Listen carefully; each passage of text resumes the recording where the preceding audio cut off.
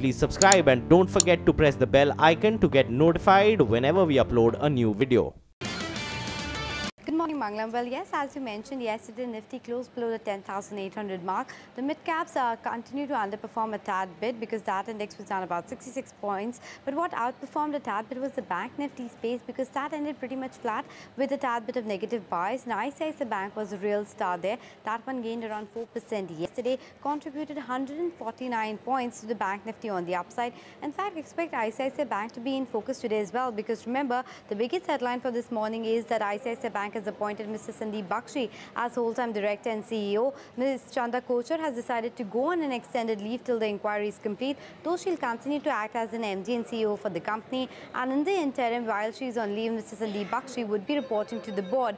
So this is an important development, and let's see whether ICICI Bank has more legs to go on today. Interestingly, now board has recommended appointment of N.S. Kannan as MD and CEO of ICICI Pru Life, so that will be in focus as well. But in fact, the entire banking space will be in focus today because the Finance Minister Piyush Goyal will meet the heads of public sector banks based out of East and Northern region today. So let's see what comes out of that meeting. But if you're talking about the other cues to watch out for today, complete, though she'll continue to act as an MD and CEO for the company. And in the interim, while she's on leave, Mr. Sandeep Bakshi would be reporting to the board. So this is an important development, and let's see whether ICICI Bank has more legs to go on today. Interestingly, now board has recommended appointment of N.S. Kannan as MD and CEO of ICICI Pru Life, so that will be in focus as well. But in fact, the entire banking space will be in focus today because the Finance Minister Piyush Goyal will meet the heads of public sector banks based out of East and Northern region today. So let's see what comes out of that meeting. But if you're talking about the other cues to watch out for today, well, we saw a bit of an increase when it comes to the treasury prices as investors looked for safety, and that is visible even in the cash market volumes because the FIIs, they sold around 750 crores in the cash markets yesterday, while the DIIs, they pumped in around 800 crore rupees. But other than that, if you're talking about the cues coming in from the global markets, well, they are a tad bit mixed because remember there was this trade war concerns that came back to the forefront yesterday after President Donald Trump mentioned that he might look at put an additional tariff of 10% on 200 billion worth of dollars. Now this is a to and fro that has gone on between China and US for a longish bit, and that is expected to impact the market sentiment. In fact, the Dow yesterday was down about 100 points and other indices as well ended a tad bit in red. Nasdaq, however, managed to close pretty much flat on account of the good performance of the tech shares. Other than that, if you're talking about Asia today, well, which is a bit of dampener because Hang Seng was showing a downtick of around 460 points. Shanghai was down about 1% on account of the trade news fear. And SGX Nifty as well, for starters, is indicating a 45 downticks. We're already around that 7,750 mark to start, but let's see how the day progresses. Okay, and Anisha, stocks? Well, a lot of stocks to focus on, and of course, ICICI Bank will be in the forefront. Jefferies, for example, says that board has found a safe middle ground as per this move, though they think that the CEO role over a long term strikes as a bit unnecessary. They have a long-term rating both on ICICI Bank as well as ICICI Pru. Citi has written on Dr. Reddy. They have a neutral rating with a target of 2450. They said the stock currently prices the opportunity of Suboxone, and an injunction would be really negative for the company. So watch out for that one because yesterday it was a bit down in trade but recovered by the end of the day. Crude is back at around $75 per barrel mark, and in fact interesting commentary coming in from the oil minister as well. He says that Saudi Arabia and Russia will have to revisit OPEC production cuts, and he assured the consumers that fuel will be within affordable brackets. Let's see how OMCs react to this one today. Ashok Leyland will be in focus because company subsidiary Hinduja Leyland Finance has filed DRHP. That was back on June 14, but maybe we'll see a bit of reaction.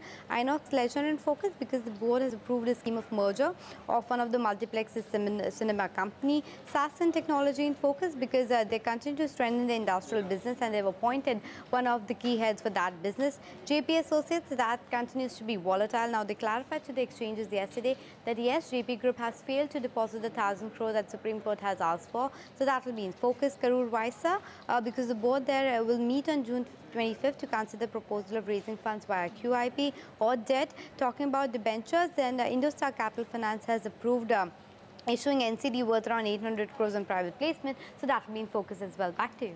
All right, Anisha, thanks a lot for that. But before we take a short break, just pull up the Hang Seng as well as Shanghai. Remember, Trump yesterday announced that there could be a likelihood of close to $200 billion worth tariffs on Chinese goods in retaliation to the retaliation that China had imposed as far as the Trump trade wars are concerned. So the Hang Seng indicating a cut of 400 points, the Shanghai down 50 points, which is about 1.6%. And we're seeing cuts in across the Asian markets. The SGX Nifty mildly increasing its decline at the open, now indicating a cut of almost 50 points. But the key point, the Chinese markets not taking this trade war well. With that, we'll simply do a short break, come back, we talk about our own markets.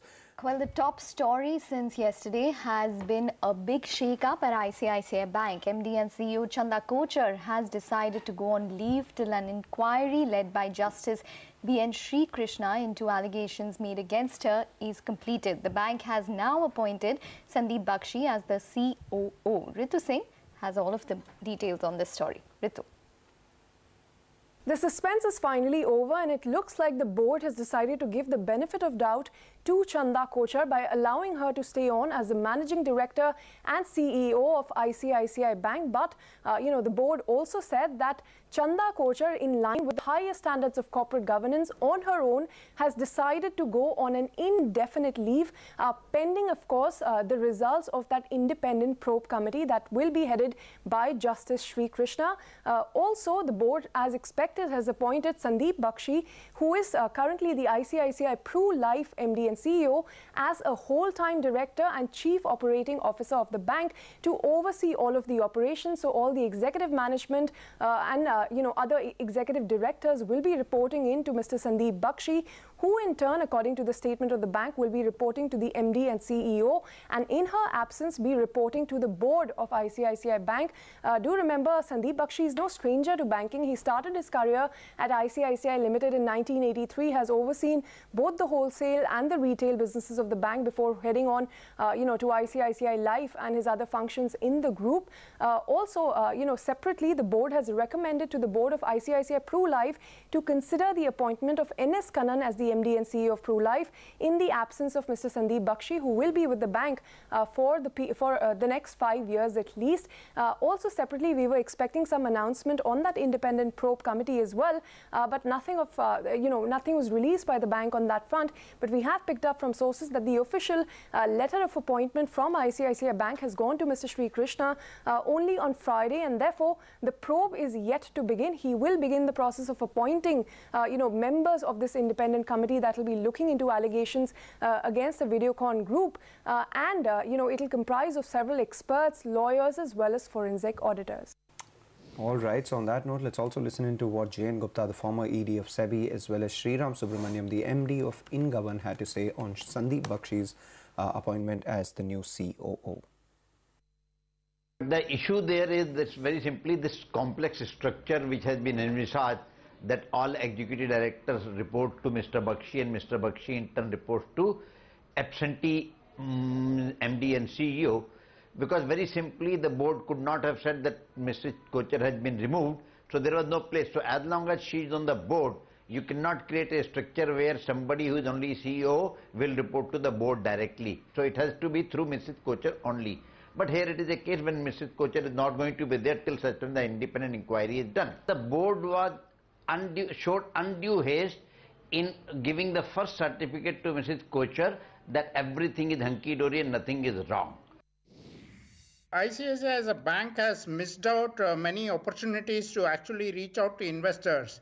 This is a situation which demanded frankness, which demanded bold steps from the board, and they have missed out. Even these steps where what is the terms of reference of Justice Sri Krishna, what is the duration or the time frame by which he is expected to put out the report, and whether the report will be put out to the public, etc. That is not clear. The next step we expect is at least there should be a time-bound manner, and one obviously hopes that the Justice Sri Krishna internal report or investigation will be much faster than what CBI or SEBI can undertake. Okay, so that's some opinion coming in, but on to the other big headline, this time from the pharmaceutical space. Commerce Ministry has released a detailed strategy to increase presence of Indian pharma companies in the Chinese market. Rituparna filed this report with the key highlights of this strategy. One area through which India wants to reduce its trade deficit with China is the pharma sector, but there are a lot of non-tariff barriers present in the pharma space as far as China is concerned, and hence the 17 strategies which this Commerce Ministry sponsored study has listed out, seeks to basically ensure that Indian pharma companies gain market share. For example, it talks about having joint venture with Chinese companies, but at the same time, it also warns such companies wanting to have joint venture with Chinese companies to ensure that their core IPR is protected. If at all they have to share IPR with such Chinese company or joint venture partners, there has to be an upfront payment. In addition to that, this study also suggests that Indian companies having joint venture with Chinese pharma companies should ensure that they have enough control in the board as well. In addition to that, this report also talks about how we are dependent heavily on China as far as API is concerned. Up to 90% of our API requirement comes from China, and hence they have this report advises that India should increase its capacity as far as API is concerned. Last but not the least, this report also talks about having stricter regulations for registration of Chinese drugs in India, because Indian companies take about 5 to 7 years to register their products in the Chinese market. With that, it's back to you. All right, with that, we'll take a short break, come back, and we focus on an exclusive conversation that we had with Oil Minister Dharmendra Pradhan on fuel prices and the government's tax policies. Stay tuned for that.